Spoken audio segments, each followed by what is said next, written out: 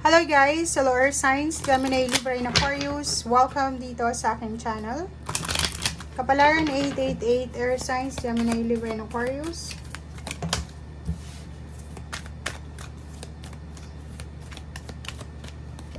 Okay. Wow! Air Signs, ang galing. Sa araw na ito ay posibleng may mga plano para sa pagpapakasal.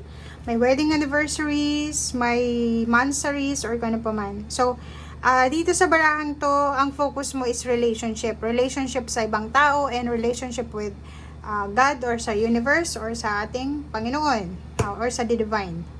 Okay, so dito sinasabi ng baraha sa'yo na if ang focus mo talaga is relationship, kailangan mong ibigay yung 101% mo sa relationship. Okay.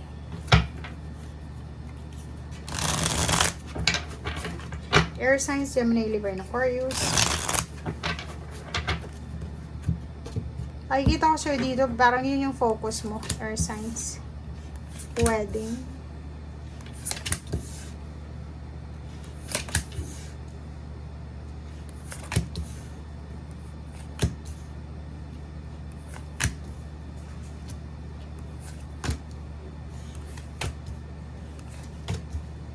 Okay. Unahin natin tong dalawa. So, parang ito, similar to sa Earth Signs.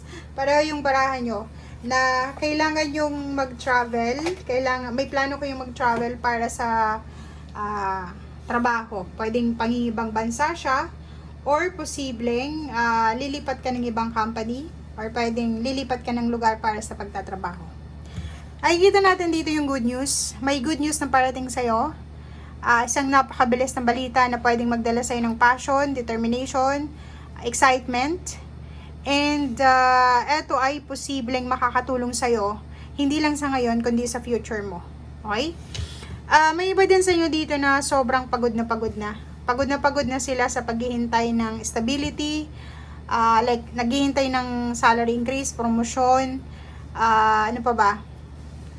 Kung ano man itong hinihintay nyo, napapagod kayo. Pero sinasabi ng baraha sa'yo dito na konting tiis pa, nandun ka na, on the way ka na papunta doon sa positive na result, positive outcome, or sa kung ano man na positivity to na deserve mo. Okay, so ibig sabihin yan, kung ikaw ay gustong magpakasal, kailangan mag-ipon ng pera, mag-sacrifice, and kung nahihirapan ka sa pagpoproseso ng kasal mo, napapagod ka na, huwag kang mapagod, ituloy mo lang.